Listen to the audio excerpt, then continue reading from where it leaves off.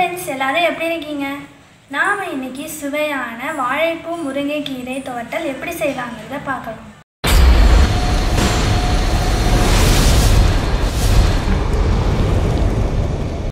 அதுக்கு நான் என்னென்ன எடுத்துருக்கேன்னு பார்த்தீங்கன்னா, முருங்கைக்கீரை, வாழைப்பூ. இந்த முருங்கைக்கீரையில் பார்த்தீங்கன்னா இந்த மாதிரி பழுத்து இருந்துச்சுன்னா அதெல்லாம் எடுத்துருங்க. இதெல்லாம் போட்டுக்கிட்டால் வயிற்று வலிக்கும். ஸோ அதனால் இதெல்லாம் எடுத்துகிட்டு க்ளீன் பண்ணி வச்சிடலாம். பார்த்தீங்கன்னா இந்த வாழைப்பூவை இந்தமாரி உள்ளதை பிச்சுட்டு இந்த இது மட்டும் அப்படியே எடுத்துக்கோங்க.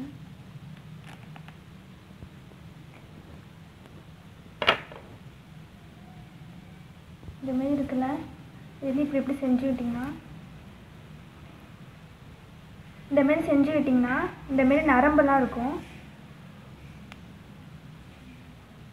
இந்தமாரி நரம்பாக இருக்கிறதெல்லாம் அப்படியே எடுத்துருங்க. இந்தமாரி நரம்பாக இருக்குல்ல, இந்தமாரி இருந்துச்சுன்னா வயிற்று வலிக்கும், சேர்த்துக்க வேண்டாம், எடுத்துடலாம். இந்தமாரி எல்லாத்துலேயும் உள்ளதை எடுத்துட்டு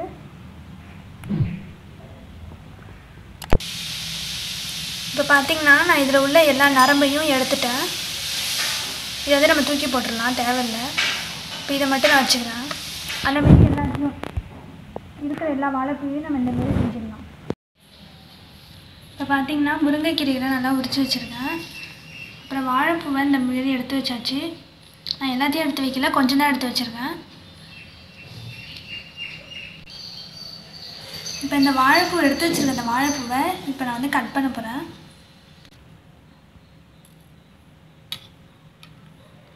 இப்போ வந்து இந்த மாதிரி கட் பண்ணிக்க வேண்டியதும்.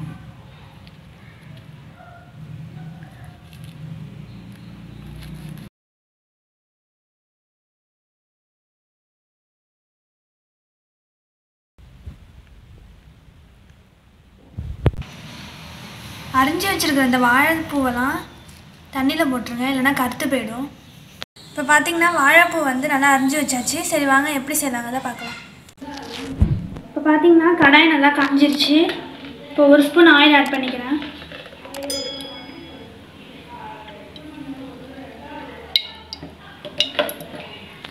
இப்போ 2 பட்டை மிளகாவை இந்த மாதிரி ஒடிச்சு போட்டுக்கலாம்.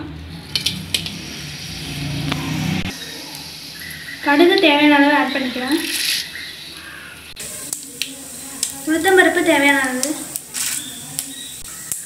இப்போ கடுகு நல்லா பொரிஞ்சிருச்சு. இப்போ கட் பண்ணி வச்சுருக்கிற வெங்காயத்தை ஆட் பண்ணிக்கிறேன்.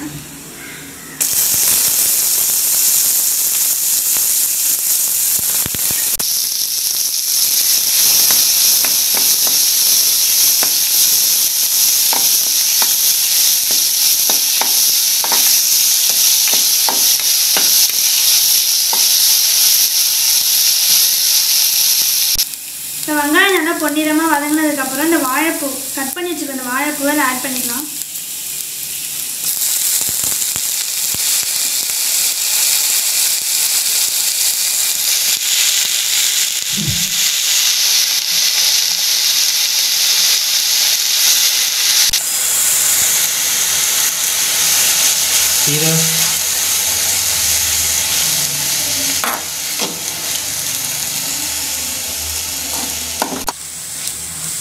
ஃபஸ்ட்டு வாழைப்பூவை போட்டுப்போம். அதுக்கப்புறம் கீரையை வந்து இதில் ஆட் பண்ணிக்கலாம்.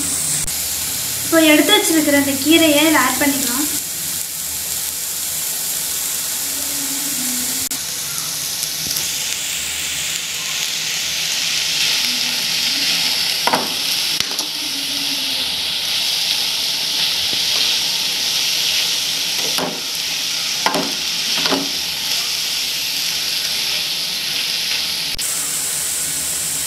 இப்போ தேவையான அளவு சால்ட் ஆட் பண்ணிக்கலாம்.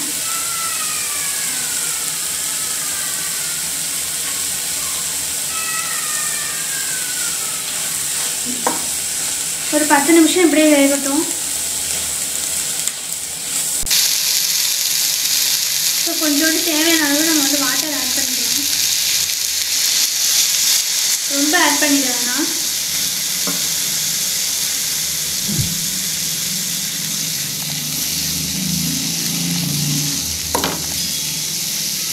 வாழைப்பூ நல்லா வேகணுங்கிறதுனால கொஞ்சோண்டு தண்ணி ஆட் பண்ணிக்கிறோம்.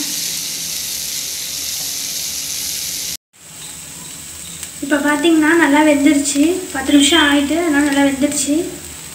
இப்போ நம்ம கேஸ் ஆஃப் பண்ணிடலாம். அதுக்கு முன்னாடி இந்த தேங்காய் துருவலை கொஞ்சம் மேலே தூவி விட்டுடலாம்.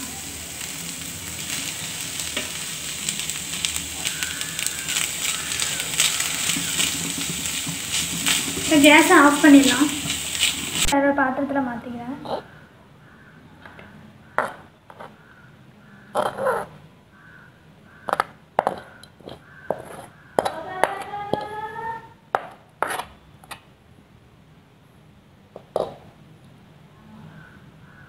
இப்போ பார்த்தீங்கன்னா சுவையான வாழைப்பூ முருங்கைக்கீரை துவட்டல் ரெடி ஆகிடுச்சு.